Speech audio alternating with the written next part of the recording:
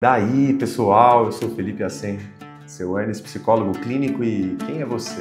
Hoje falaremos sobre relacionamento tóxico. Eu, no primeiro momento, vou contar uma história aqui sobre gaslighting, um dos tipos de dinâmica de relacionamento tóxico bem comuns até, e depois eu vou contar para vocês sobre 5 tópicos que eu vejo que são a nossa trilha aí do dia de hoje, no nosso vídeo, ok?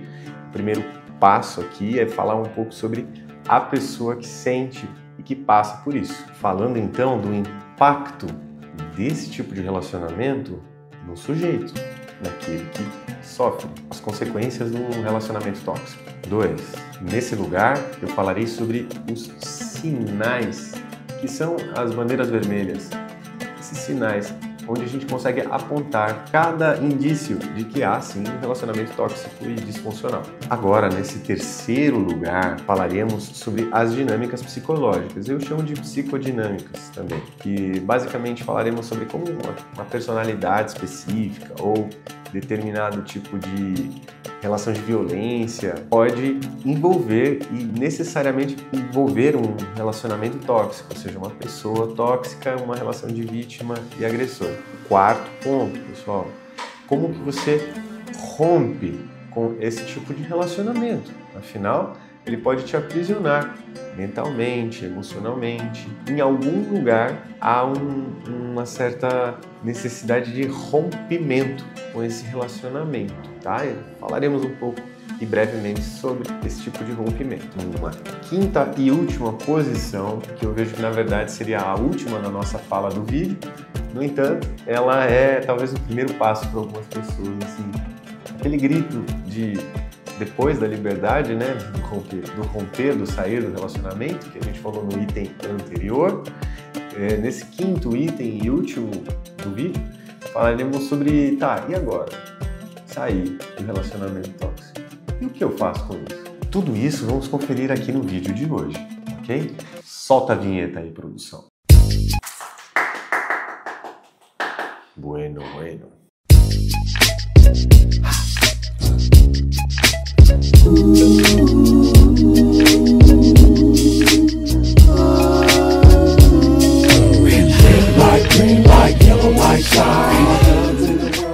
O que é que você precisa saber nesse primeiro item? Afinal, você é sujeito aí de uma relação de violência ou não?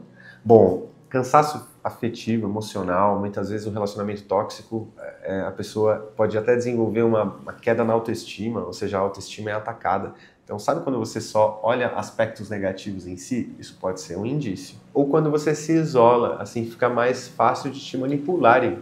Afinal, você passa a ter somente aquele referencial. São esses pontos. Algum tipo de ansiedade ou depressão, ou os dois juntos, podem aparecer. Então, fique atento e busque olhar esses sinais. Também tem a ver com esse impacto, essa consequência na sua vida, ok?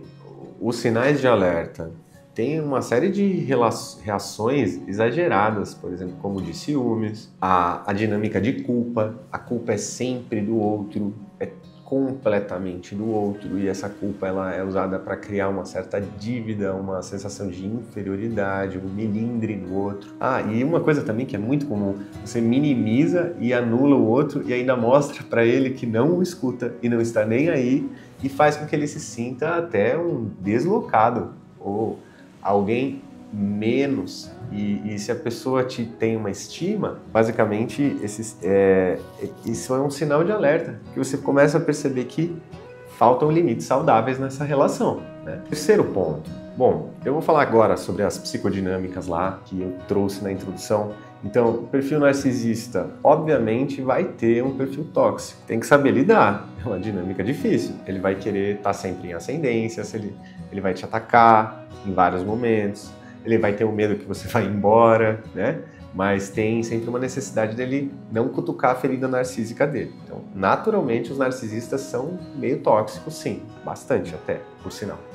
Também questões de codependência. Quando você depende muito da pessoa para ter a sua dignidade em algum lugar, essa dignidade, basicamente, para a manutenção dessa dignidade, a gente acaba engolindo e aceitando um monte de coisas. Então, nesse lugar, a codependência pode ser uma psicodinâmica bem tóxica. E um outro e último ciclo bem comum e fácil de perceber são aqueles agressores que agridem, por exemplo, uma mulher ou uma criança até. E aí, quando agride, tem aquele ciclo, né, de violência, reação emocional e várias questões. Só que quando a coisa passa e o vínculo fica abalado e machucado, o que que acontece? Vem a culpa do agressor, aí vem coisas que ele faz que ele não fazia antes, ele resolve, às vezes, aquele assunto que gerou a briga e a agressão, pede perdão, se ajoelha, não quer que lembre-se mais daquilo, afinal, se você não lembra, você perdoou?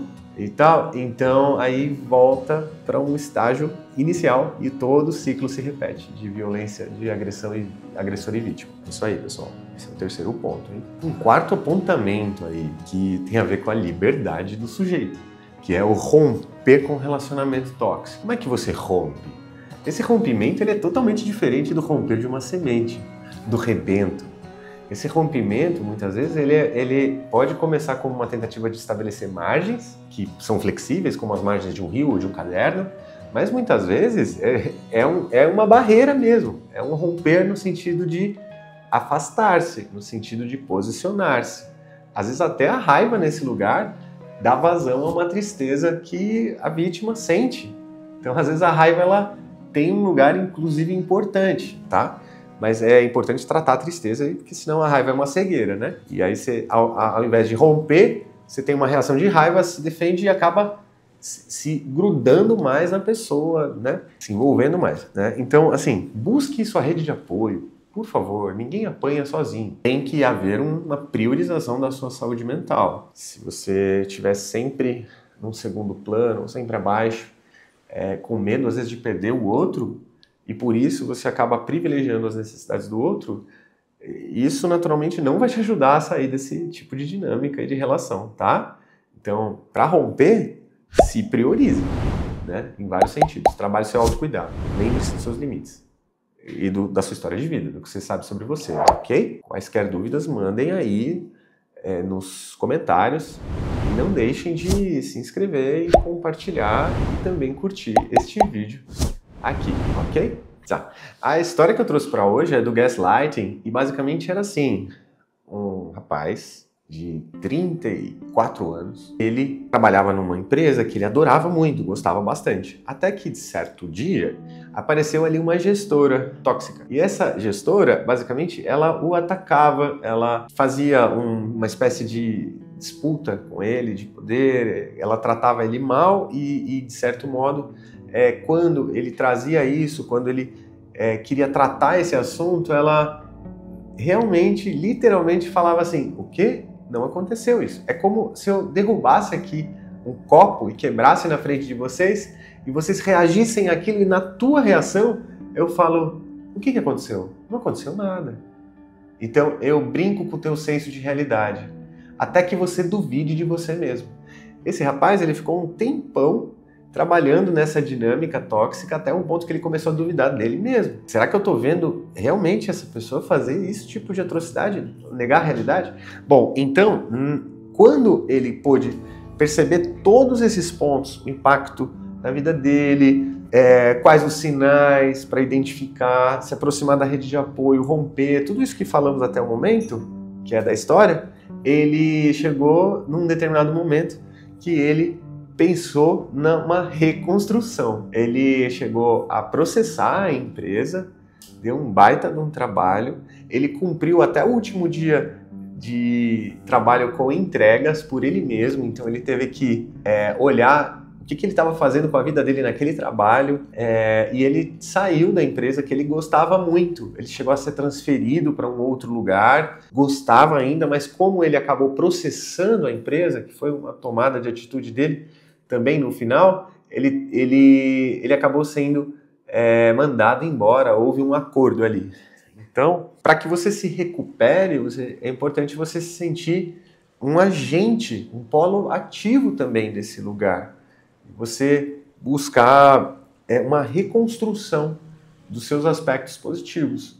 Isso como que a gente descobre? Através do impacto que a gente causa na vida dos outros. Não tem coisa melhor para a autoestima, pessoal, do que você perceber o quanto você faz a diferença na vida de alguém, sabe? Não fique só, não se isole. Então ele não ficou apenas lá psicoterapia e com o advogado, ele buscou pessoas, ele buscou redes de outros tipos de relacionamento que eram nutritivos, que reforçavam alguns pontos fortes dele, que lidavam com as fragilidades dele sem buscar um ponto fraco para poder usar contra ele e atacar. Ok, pessoal?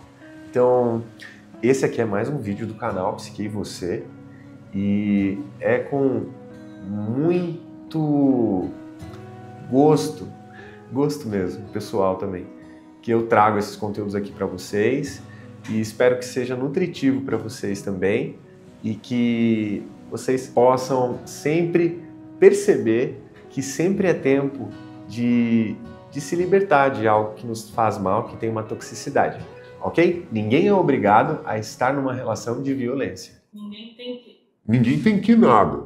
Tchau, pessoal. Solta a vinheta aí, produção.